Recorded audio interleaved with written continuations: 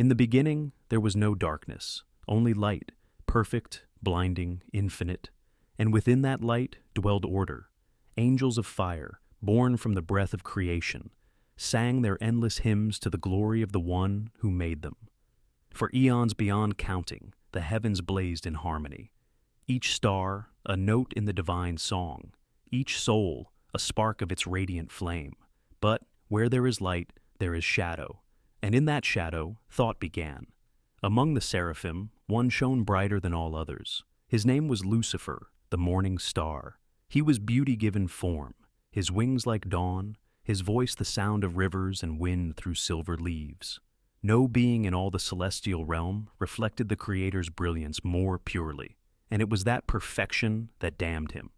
For the brightest flame casts the deepest shadow, Lucifer began to see himself, not as servant, but as mirror. Why should creation kneel before man, he asked, when angels themselves command the firmament? Why should light serve the dust of the earth? And in the silence that followed, pride was born, the first and greatest sin. It spread like a spark through the heavens, gathering wings and fire. A third of the angels, captivated by his voice, rose against the throne. The war that followed shattered eternity's peace. Stars fell like tears across the void, and the firmament trembled under their wrath. But rebellion cannot stand before eternity. The Creator's will burned through the heavens, and the host of the proud were cast down. Lucifer fell first as he descended. His wings caught flame, his beauty blackened, his light curdled into something terrible and magnificent. He landed in a place not made by God, but by the fall itself, a realm of ruin and flame born from the echo of his defiance. Here, pain became law. Time bled into eternity, and the first city of hell rose from the ashes of heaven's battlefield. Lucifer stood amid the smoldering plains and named himself King of Pride, ruler of the fallen, the light-bringer still. For even in damnation, his flame did not die. His crown was forged of sorrow, his throne a monument of shattered stars, and his voice called to the fallen, "Rise, my brethren, for even in darkness we shall be gods." And they rose. Around him gathered 6 other lords, each embodying a sin born from his fall. Each would become a king, and each a reflection of humanity's worst hunger. Together, they formed the 7 thrones of perdition, the infernal monarchy that rules the pit to this very hour, and so began the reign of the demon kings of hell. To understand hell is to understand reflection, for every virtue in heaven has its mirror below, and where angels inspire, demons devour. Yet their power is not born from fire alone, but from the hearts of men. Each sin, a gate, each gate, a realm, and within each realm, a king upon his throne, eternal, envious, waiting. First among them, still radiant in his ruin, is Lucifer himself. His domain, the Citadel of Pride, rises at the heart of hell, a fortress of endless ascent. Towers stretch upward like the memory of heaven, their peaks vanishing into the black clouds. Here dwell the souls who believe themselves divine, tyrants, prophets, visionaries undone by their own glory. They climb the citadel's steps forever, seeking the light they once thought was theirs. At its summit sits the morning star. His eyes still hold the shimmer of dawn, but within them burns resentment unending. He does not rage, he does not weep, he smiles. For Lucifer's punishment is to rule, to sit forever in the shadow of the light he lost. And through him, the sin of pride endures in every heart that dares to think itself above its maker. But Lucifer is not alone. Beside his throne stands Beelzebub, the lord of flies, the devourer. Once, long before the fall, he was Baal, a god of storms and fertility, worshipped in the lands of Canaan. His name meant Lord of the High Place, the bringer of rain. But as the ages turned and tongues changed, his name was poisoned. Baal-zebul became Baal-zebub, the Lord of Filth. When the heavens closed and Lucifer's host fell, Beelzebub's divinity curdled into decay. His wings dripped pitch, his mouth split into mandibles that spoke with the voice of swarming flies. Now he reigns over gluttony, the second sin, hunger beyond reason, consumption without end.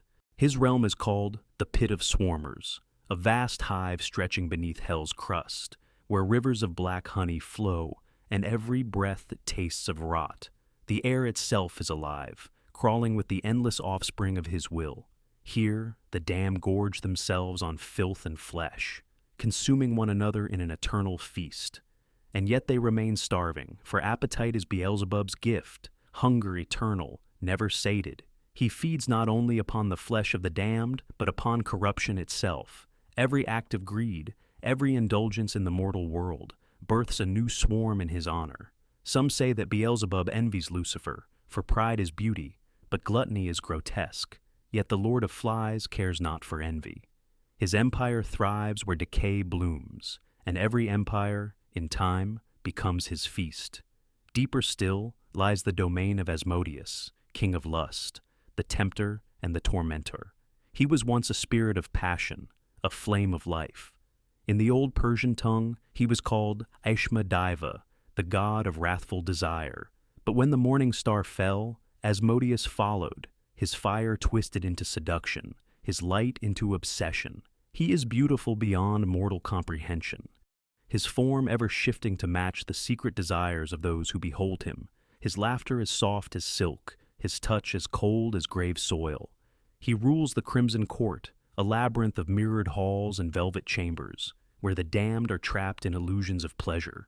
They dance and writhe for eternity, believing they hold paradise in their arms, only to wake again and again to find themselves alone, their bodies hollowed by longing. To Asmodeus, love is merely a weapon, and desire the purest form of control. He whispers into the dreams of mortals, not to make them lust, but to make them believe that lust is love, and so he feeds upon the ache of unfulfilled passion, upon every broken vow and stolen touch. His dominion burns with beauty that destroys, a garden of delights whose fruit is ashes. He is the architect of temptation, the patron saint of ruinous love, and the echo of every whispered promise that leads to despair. Beyond the crimson court, the fires fade into shadows, the place where will itself decays. It is there that Belial holds his throne. Belial, the worthless one, the lord of lies, the prince of idleness. Once, he was an angel of virtue, radiant and loyal. But when the rebellion came, Belial did not fight. He watched, he waited, and when the smoke cleared, he chose the side that offered the least effort.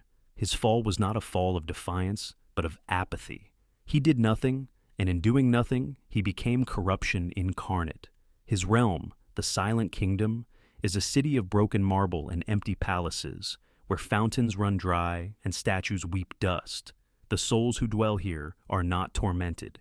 They simply waste away, lost to meaning, consumed by the endless void of indifference. For Belial's sin is sloth, not of the body, but of the soul. The death of purpose he walks among his subjects like a shadow, beautiful and unfeeling, his eyes empty as glass. He whispers only once to each soul, "Rest, nothing matters." And when they believe him, they fade into the walls, becoming one with the ruins. Belial is the slow rot that destroys civilizations, not with fire or war, but with comfort and ease. He is the quiet voice that says, "Why try?" And in that whisper, the world collapses. Yet in the depths below, gold gleams. And where gold gleams, a king waits.